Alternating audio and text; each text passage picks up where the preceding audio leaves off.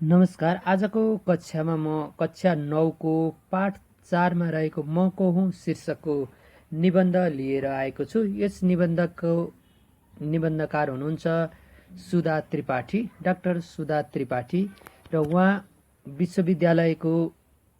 त्रिभुवन विश्वविद्यालयको रजिस्ट्रार पनि भइसक्नु भएको छ।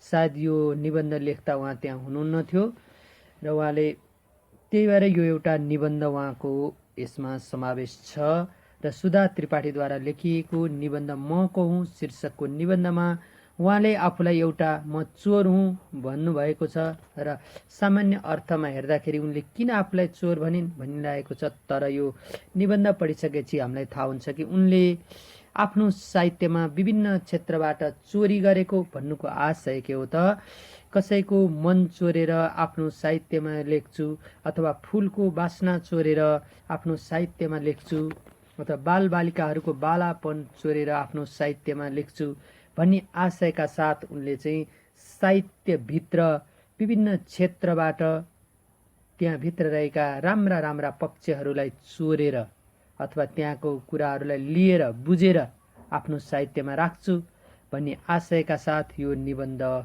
लेख्नु भएको छ। र यो निबन्ध आत्मपरक निबन्ध भनिन्छ र यसलाई मिठास शैलीमा लेखिएको छ। र आत्मपरक निबन्धहरू वस्तुपरक निबन्धभन्दा फरक हुन्छन्। यो प्रथम पुरुष शैलीमा लेखिएको हुन्छ र यो एउटा आत्मपरक र मिठो निबन्ध छ र यसलाई बुझ्नलाई पनि अलि गहिराई साथ अथवा ध्यान दिएर पढ्नु, सुन्नु र बुझ्नु पर्ने हुन्छ। त्यो भएर अवश्य पनि तपाईहरूले यो अडियो सुनिसकेपछि यो निबन्धको बारेमा थप धेरै कुराहरू बुझ्न सक्नुहुन्छ र बुझेर आफूले यसका बुझेका कुराहरूलाई विभिन्न तरिकाले अभिव्यक्ति गर्न सक्नुहुन्छ भन्ने आशाका साथ म यो निबन्ध आजको कक्षामा भने सस्वर वाचन गर्दैछु। म त चोर हुनी तपाईलाई थाहा छ कि छैन? किन आफ्ना आँखा ठुला ठुला पारेर तन्काउनु भएको हुनी? तपाईले मलाई सज्जन सम्झनु भएको थियो होला, यसैले पत्याउनु भएन। सधैँ मानिसले आफूलाई बिना काममा चोर भन्दैन भनेर तपाईले मलाई मानसिक रोगी त सम्झनु भएन। तर हेर्नुहोस्, मलाई मानसिक रोगी चाहिँ नभन्नुहोस् है। तपाईका मुखबाट मेरा निम्ति त्यो शब्द निस्क्यो भने सत्य म नरिसाए त के, मलाई तपाईले चोर भन्नुभयो भने चाहिँ म पक्कै रमाउँछु। म साँच्चीकैको चोर चाहिँ हुँ, तर पक्का चोर बन्न चाहिँ मैले अझै निकै वर्ष चोर्ने अभ्यास जारी राख्नुपर्छ। तपाईका अगाडि यसरी चोरी स्वीकार गर्दा मलाई ठ्याम्मै लाज पनि लागेको छैन र तपाईले यो कुरा अरूलाई भनिदिनु होला भन्ने डर पनि लागेको छैन। मैले यति भन्दा पनि तपाईँ किन मेरो कुरा पत्याउन सक्नुहुन्न? नडाँटी भन्नुहोस् त। तपाईले भित्री मनदेखि नै मलाई सज्जन सम्झनु भएको छ हो। दोस्रो अनुच्छेद, म इमान्दार हुँ कि होइन भन्ने कुरा त तपाईले थाहा पाइसक्नु भएको छैन, तर म आफूलाई इमान्दार चोर बनाउन प्रयत्नरत छु। चोर पनि कहीँ इमान्दार हुन्छ र भन्ने तर्क झिक्नुहोला। चोर्नु नै किन परेको थियो? मागे त भइहाल्यो नि भन्नुहोला। म चोरी गर्न बाध्य छु।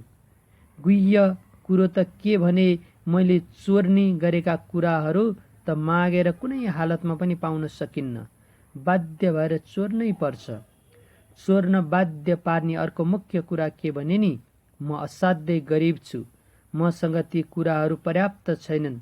गरिब भनेर माया गरेर कसैले यहाँ उसको चाहना पनि त परिपूर्ति गरिदिँदैनन् नि।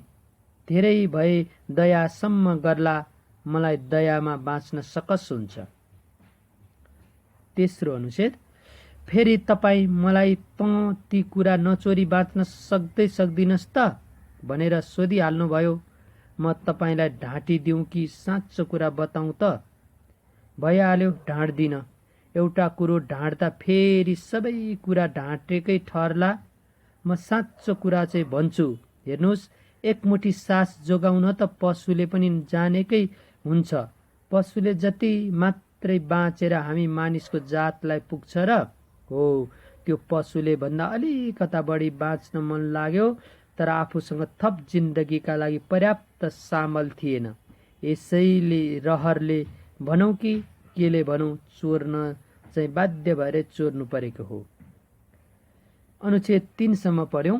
हामीले यहाँ सरसर्ती पढ्दा अलि के भनेको जस्तो लाग्छ, तर यो कुरा पछि पढ्दै जाँदा हामी बुझ्छौँ।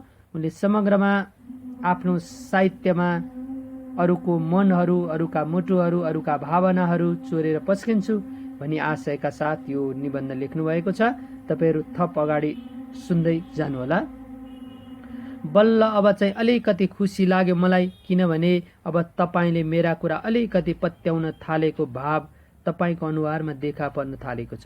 बिन्ती त्यस भावलाई बलेको दियो चाहिँ अझ उकास्नुहोस्, पक्नुहोस्। तपाईँलाई म पनि सघाउँछु।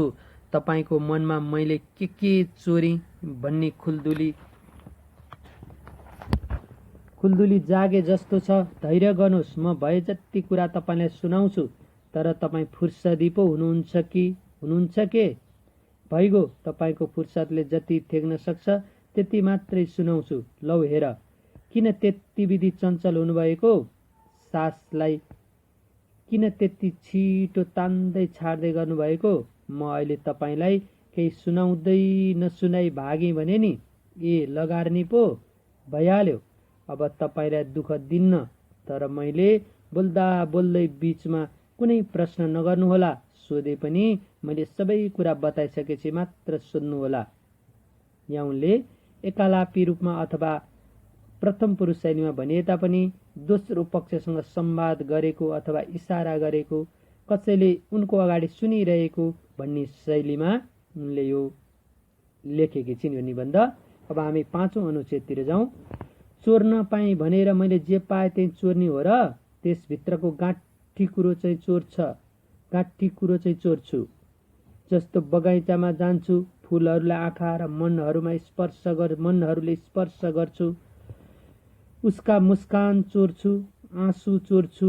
जीवन क्षणिक छ, यस क्षणिकतामा म सन्तुष्ट छैन भन्दै फुलले मुन्टो हल्लाउँदा फुलबाट क्षणिकताको भाव चोर्छु। बादललाई हेरेर उसको गम्भीरता चोर्छु। कहिलेकाहीँ त बादल रिसाउँछ, बेसरी गर्जेर गाली गर्छ, झिलिल्ल पार्दै अगुल्टो फ्याँक्छ। उसको गाली र रिसमा सम्पूर्ण सृष्टि लहलहाउने सृजनात्मकता लुकेको हुन्छ। जीवनका लागि त्यस्तो सकारात्मक गाली र रिस आवश्यक हुने भएकाले म तिनको भाव चोर्छु। अनि केही सिप नलागेर बादल कहिले सुक्क त कहिले डाँको छाडेर रुन थाल्छ। म उसको त्यस आँसुको इतिहास चोरेर खुसुक्क भाग्छु। कहिले नगल्ने र नथाक्ने पहाडहरूलाई हेरेर तिनीहरूको प्रतीक्षाभित्रको धैर्यको भाव चोर्छु। हिउँदमा पात झरेर नाङ्गै भएका रुखहरूमा वसन्तमा पालुवा पलाएको देखेर तिनीहरूबाट नवजीवनको भाव चोर्छु। सल्लाघारीका सुसाईहरूबाट छटपटी र निश्वासका भाव चोर्छु। पहिराहरूबाट भित्रभित्रै उकुस भइरहेको पहाडको चोटको भाव चोर्छु। नदी नालाबाट सङ्गीत चोर्छु। जीवनमा हिंस्रकता उखेल्नका लागि हिंस्रकताकै खाँचो हुन्छ। त्यसैले हिंस्रक पशुहरूका जीवनबाट हिंस्रकता चोर्छु। चराचुरुङ्गीका चिरबिराहटबाट उनीहरूको जीवनको कथा चोर्छु। उन्मुक्तता चोर्छु। शुष्क प्रकृतिबाट निरसता चोर्छु। हराभरा बसन्ती प्रकृतिबाट उत्साह चोर्छु। 5औं अनुच्छेदमा उहाँले के लेख्नु भएको छ त, आफ्नो चोर्नी शैलीको बारेमा अथवा के चोर्छु भन्दाखेरि उहाँको यस अनुच्छेदले के भन्छ त, प्रकृतिका विभिन्न स्वरूपहरूबाट ती प्रकृतिहरूका अदृश्य भावहरूलाई म बुझेर अथवा प्रकृतिहरूको भावहरूलाई एक किसिमले साहित्यमा समेट्छु। जस्तै के त, फुलहरूको क्षणिकता चोर्छु, उनीहरूको गम्भीरता चोर्छु, अथवा पहाडहरूबाट तिनीहरूको भाव पनि म बुझ्न सक्छु। भन्नुको अर्थ के छ त, उनले आफ्नो साहित्यभित्र विभिन्न किसिमका प्राकृतिक सौन्दर्यहरू, प्राकृतिकहरूले देखाउने साङ्केतिक अथवा तिनीहरूले देखाउने सङ्केतहरूका भावहरू समेटेर त्यसलाई एउटा मानवीयकरण गरेर अथवा ती निर्जीव प्राकृतिक वस्तुहरू अथवा निर्जीव प्राकृतिक संरचनाहरूभित्र पनि एउटा आत्मा छ अथवा उनीहरूले पनि कुनै न कुनैको आफ्नो भाव व्यक्त गरेका छन् भन्ने आशयका साथ उनले प्रकृतिबाट अथवा प्रकृति प्रेमी छु र प्रकृतिबाट आफ्नो साहित्यहरूमा धेरै कुराहरू समेट्छु म भन्ने आशय 5औं अनुच्छेदमा छ। अब हामी 6औं अनुच्छेद हेरौँ। प्रकृति त प्रकृति नै भयो, उसलाई कसले चाहिँ चोरेको, ठगेको, लुटेको छैन र। यी कुराहरू चोर्दैमा प्रकृति कहिले पो रित्तिएको छ र। म भाव चोर्छु, प्रकृतिको भाषा उसैसँग रहन्छ। प्रकृतिको सर्वस्व हामी जीवहरूकै सम्पत्ति त हो, सबैले उत्तिकै उपयोग गर्न पाउँछन्। म चाहिँ अलि लोभी छु, अरूको भन्दा अलि ठुलो भाग पाउने लालसा छ, यही थप भागका लागि म चोरी गर्दैछु। प्रकृति आमा हुन्, सन्तानसँग सधैँ रुष्ट भइरहन पनि त सक्दिनन् नि। भन्नुको अर्थ के त, प्रकृतिलाई सबैले चोरेका हुन्छन्। चित्रकारले अथवा चित्र बनाउनेले एउटा प्रकृतिको सुन्दर चित्रको रूपमा त्यसको आकृति चोर्न सक्छ। साहित्यकारले त्यसको भाव चोरेर आफ्नो साहित्यहरूमा राख्न सक्छ। प्रकृतिलाई जे जति छन् ती सबै हामी अथवा जसले प्रकृतिलाई बुझ्छ अथवा मानवकै सम्पत्ति त हुन् र जसले जे चोरे पनि आखिर प्रकृति रित्तिँदैन भन्ने आशय यसमा छ।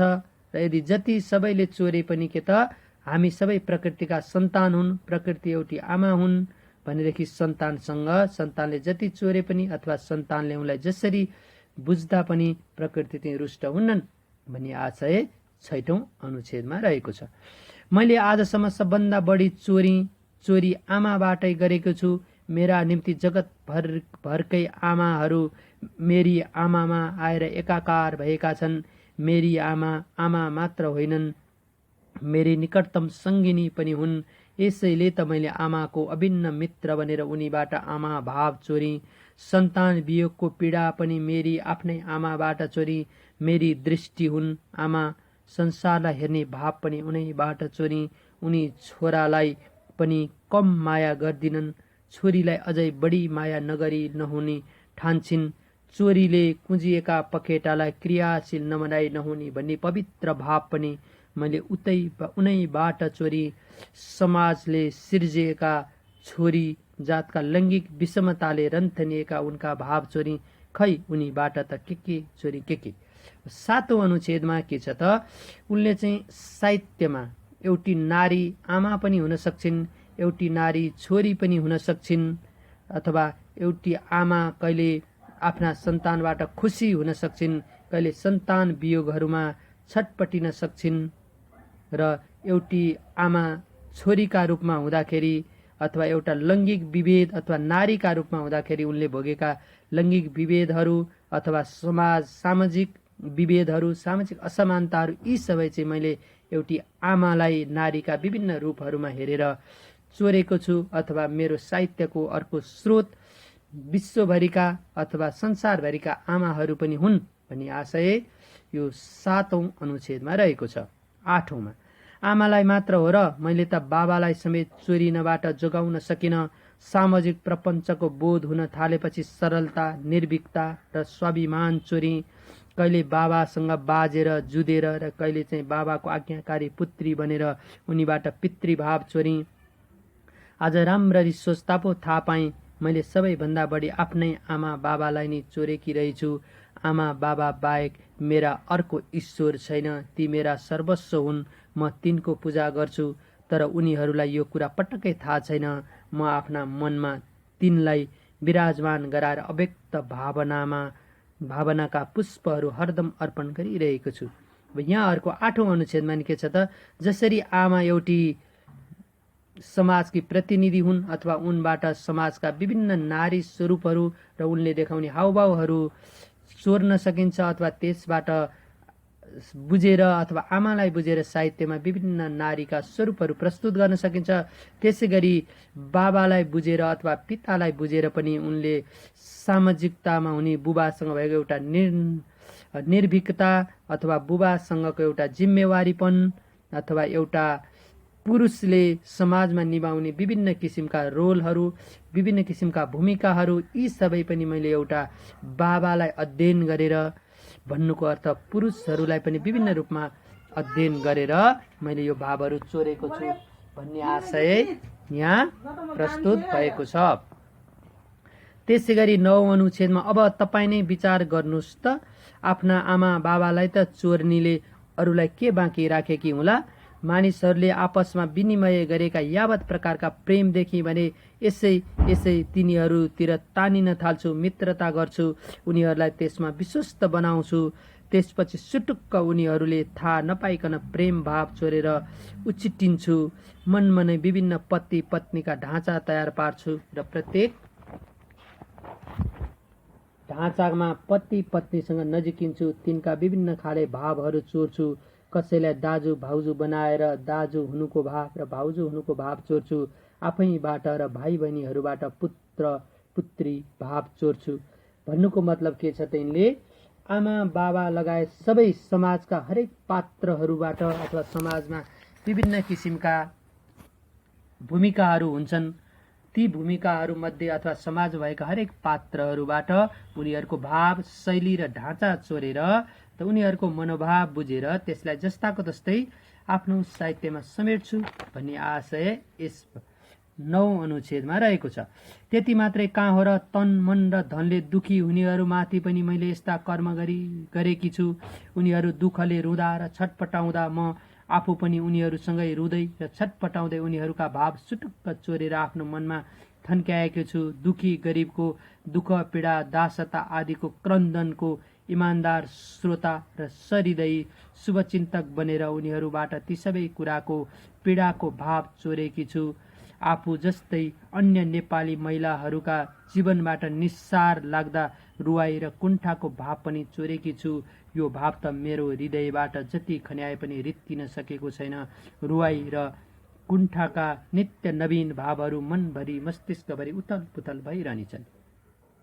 10औं अनुच्छेदमा उनले के भनेका छन् त, आफूले स्वरेका साहित्यिक भावहरूमा के त त्योभन्दा नि अझ गरिब तन मन र धनले दुखी भनेको कोही आफ्नो शारीरिक अथवा रोगीका कारण दुखी भएका हुन्छन्, कोही आफूसँग सबै कुरा भए तापनि आफ्नो मन दुखी बनाएका हुन्छन् भने कोही भौतिक रूपमा अथवा धनले गर्दा पनि दुखी भएका हुन्छन्। यसरी सबै प्रकारका दुखी मान्छेहरूसँग त म झनै नजिकिएर अथवा उनीहरूको विभिन्न किसिमका दुःखहरूलाई नजिकबाट निहालेको हुन्छु।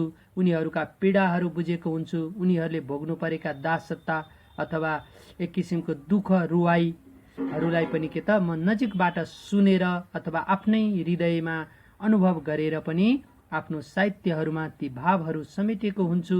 त्यसै गरी अझ समाजमा पछि परेका अथवा आफ्नो जीवनलाई निराशामा बदल्नेका महिलाहरूका रुवाईहरू, उनीहरूको मनबाट व्यक्त हुन नसकेका कुण्ठका भावहरूलाई पनि आफ्नो हृदयमा चोरेर अथवा आफ्नै हृदय जत्तिकै ठानेर तिनीहरूलाई पनि आफ्नो साहित्यमा खन्याउँछु अथवा आफ्नो साहित्यहरूमा उजागर गर्छु भन्ने आशय चाहिँ 10औं अनुच्छेदमा रहेको छ। त्यसै गरी 11औं अनुच्छेदमा अहिले तपाईँ बालकमाथि त दया राखेकै रहेछस् भनेर ढुक्क हुनुभएको होला, तर मित्र त्यसरी ढुक्क नहुनुहोस्। मेरो मन दशकौंदेखि चोरीमा अभ्यस्त भइसकेको छ। यसलाई त चोर्न पाए पुग्यो, चोरी नै यसको अभिष्ट भइसकेको छ। कुनै दिन केही चोरिन भने त केही बिर्सिए जस्तो लाग्छ। मलाई तपाईँका अगाडि केही पनि ढाँट्न मन लागेको छैन। यसैले त आफ्नो मन तपाईँका सामु उदाङ्गो पारेर कहिलेदेखिको उकुस मुकुसबाट उम्किन खोज्दैछु। यही चोरीकै ध्येयले बालकहरू सामु मित्रताको भिक्षा माग्न आफ्ना दुवै हात फैलाएकी छु। उनीहरूले मलाई निश्चल निष्कपट पवित्र स्निग्ध मायाको सागरमा चुर्लुम्म डुबाएका छन्। एउटै चक्लेट टोकेर आधा आधा बाँडेर खाएकी छु। एक गाँस खाने कुरो पनि पहिले उनीहरूलाई खुवाएर त्यही बाँकी जुठो पनि प्रसाद गरेर खाएकी छु। मेरो आँखामा हेर त को छ भन्दै आफ्ना आँखामा भएको तिनको तस्बिर देखाएर विस्मित चकित पुलकित तिनको मिठो भाव चोरेकी छु। साना छुकछुके हातले मलाई अँगालेर तिनीहरू हाँस्दा आफू पनि उनीहरूसित हाँस्दा हाँस्दै उनीहरूले पत्तै नपाई उनीहरूबाट हाँसो र उल्लासका न्याना भावहरू चोरेकी छु। उनीहरू रुँदा आफू पनि सँगसँगै रोएर उनीहरूबाट आँसुका बाल भावहरू चोरेको छु। अब 11औं अनुच्छेदमा उनले जसरी समाजका विभिन्न प्रतिनिधिहरूका भावहरू चोरेकी छिन्, त्यसै गरी 11औं अनुच्छेदमा के छ त, एउटा बालकहरूमा रहेको एउटा बालापन अथवा बालकहरूले देखाउने विभिन्न क्रियाकलापहरू र बालकहरूलाई सानो कुरामा पनि खुसी भएर हाँसिदिने बालकहरूको मनहरू चोरेर अथवा बालापनलाई पनि आफ्नो बालापनका विभिन्न कुराहरूलाई आफू बालक जस्तै भएर एउटा बालकको जस्तै अभिनय गरेर आफ्ना साहित्यमा बाल चरित्रहरू अथवा एउटा बच्चाले देखाउने निश्चल निष्कपट र चञ्चले स्वभावहरूलाई अथवा बालकभित्र भएको एउटा कोमलपनलाई तिनीहरूको कोमलतालाई आफ्नो साहित्यहरूमा चोरेर राखेको छु भन्ने आशय 11औं अनुच्छेदले दिएको छ। मैले मानिस र प्रकृतिबाट त यावत भाव चोरेकी छु नै, दुखान्तक हुन् वा सुखान्तक साहित्यबाट पनि आनन्दको भाव चोरेकी छु। सुखान्तक साहित्यबाट भन्दा पनि दुखान्तक साहित्यबाट बढी गहन आनन्द प्राप्त हुन्छ। यसैले त संसारमा दुखान्तक साहित्यको प्रभावलाई बेसी तीव्र मानिने गर्छ। यसैले त्यसबाट सहज रूपमा आनन्दका भावको चोरी गरेकी छु। चराका चिरबिरबाट शैली चोरेकी छु। फूलको सौन्दर्यबाट शिल्प चोरेकी छु। प्रकृति तथा मानवबाट उपमा चोरेकी छु। अझ दिल खोलेर भन्ने हो भने दन्त्य कथाबाट चोरेको उपमा आजसम्म मलाई सबभन्दा बढी प्रिय लागेको छु। यसबाट के त मैले मानिस प्रकृति तथा यावत भाव चोरेकी छु भन्नुको अर्थ के छ त, उनले आफ्नो साहित्यमा के त मानिसबाट चोरेकी छन्, विभिन्न प्रकृतिबाट हुने भावहरू चोरेकी छन्, अथवा दुखान्त अथवा सुखान्त साहित्यबाट भन्नुको मतलब के त दुःखका बारेमा लेखिएका साहित्यबाट, सुखमा राखेका साहित्यबाट, हरेक साहित्यहरूबाट पनि आफूले चोरेर अथवा तिनीहरूको अध्ययन गरेर जसरी आनन्द प्राप्त गरेको छु त्यसै गरी आफूले लेख्ने साहित्यहरूमा पनि ती भावहरू पोखेकी छु। र मैले पढेका त अझ दन्त्य कथाबाट चोरेको उपमा अझै मलाई सबैभन्दा बढी लागेको छ भन्नुको अर्थ के त दन्त्य कथा भन्नाले पहिला पहिला भनिँदै आएका पुराना लोक कथाहरूबाट चाहिँ त्यहाँ प्रयोग भएका उपमाहरू, त्यसका शैलीहरू चाहिँ के त अझै पनि मलाई बढी प्रिय लाग्छन् भन्ने भाव चाहिँ 12औं अनुच्छेदमा रहेको छ। अब त पत्याउनु होला नि मेरो कुरा, अब छातीमा हात राखेर भन्नुहोस् त म चोर हुँ कि होइन। चोर्दा चोर्दा अब त धनी भइसकिस् रे, मलाई पहिला नै तपाईँले यसै भन्नुहोला भन्ने त लागेको थियो, फेरि के सोध्न आँट्नु भएको हो? ए ती सबै कुरा कहाँ राखेकी छु र हुन्छ पक्नुहोस्, कहाँ राखेकी छु रे हुन्छ पक्नुहोस्। यतिका कुराहरू बताइसकेपछि त्यति कुरा बताउन किन कन्जुसी गर्थे? मैले दुःख गरेर सम्हालेका कुराहरू अहिले चोरी देलान् भनेर तपाईँले मलाई सावधान गराउनु भएको? म त पहिल्यैदेखि सावधान छु।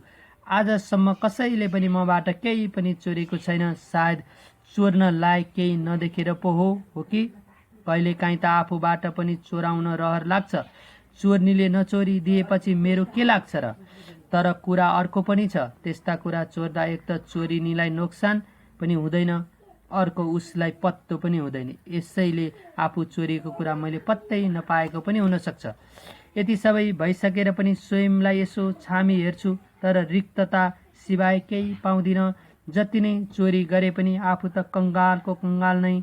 ल त्यसरी किन हाँस्नु भएको? नपत्याएको होला।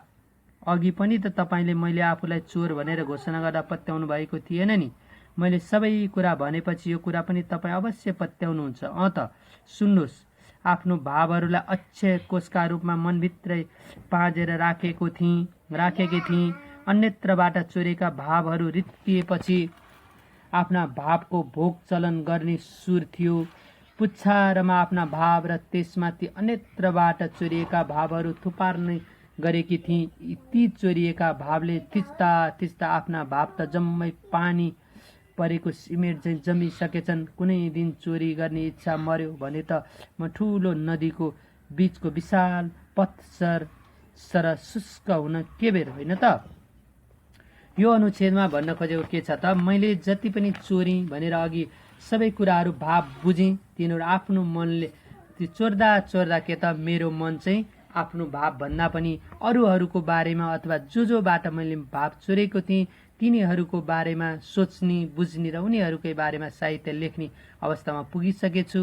अथवा एउटा साहित्यकारको मन आफ्नो नभइकन एउटा समाजको अथवा समाजमा रहने विभिन्न पात्रहरूको बारेमा सोच्ने खालको हुन्छ र आफ्नोभन्दा अरूको बारेमा सोच्नुपर्छ र उनीहरूको भावलाई आफ्नो साहित्यमा पोख्नुपर्छ भन्ने आशय यो 14औं अनुच्छेदमा रहेको छ। कहाँ हुनु धनी भएर 15औं अनुच्छेद, कहाँ हुनु धनी भएर मैले यस्तो कुरा गरेकै होइन। साँच्चै तपाईँले यसो भन्दा त मेरो चित्त दुख्यो। मैले त तपाईँलाई समेत परोक्ष चोर ठहर्याएकी छु।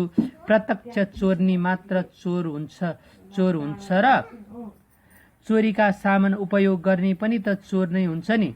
तपाईँ आफ्नो अनुहारका कुनै रेखा पनि नखजमा ज्याइ होइन भन्न सक्नुहुन्छ? किन त्यसरी टोलाउनु भयो? तपाईँले चोरीका सामान उपयोग गर्नुभएको छैन रे, सम्झी हेर्नुहोस् त। पछि मैले भनिसकेपछि ए हो त नभन्नु होला नि।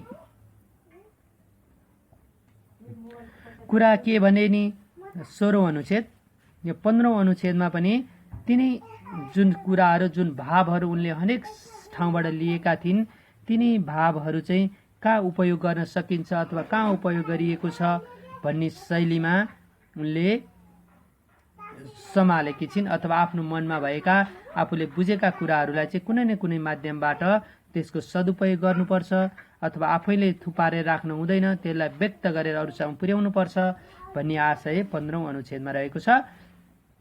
कुरा के भने नि मैले आफ्ना चोरीका मालहरू साहित्यका माध्यमबाट सबैलाई बाँड्ने गरेकी छु। मुस्कुराउनु भएन त? मैले भनेकी थिएँ नि, एकातिरबाट चोर्यो अर्कातिर थुपार्यो, गण्यौला जस्तै भइन त म। तर म साह्रै दुखी छु, किनभने नि नचोर्नु, चोरिसकेपछि अर्कैतिर नै भए पनि चोरीका सबै कुरा थुपार्न सके त बेसै थियो।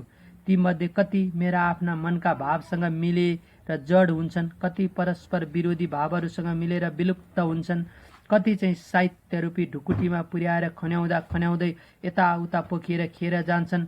मुस्किलले एक चतुर्यांश भाव मात्र ढुकुटीमा जम्मा हुन पुग्छन्। त्यति यत्नले सँगालेको स्मृति पुञ्ज एकचोटि लेखिसकेपछि त्यसै विस्मृत बन्न पुग्छ।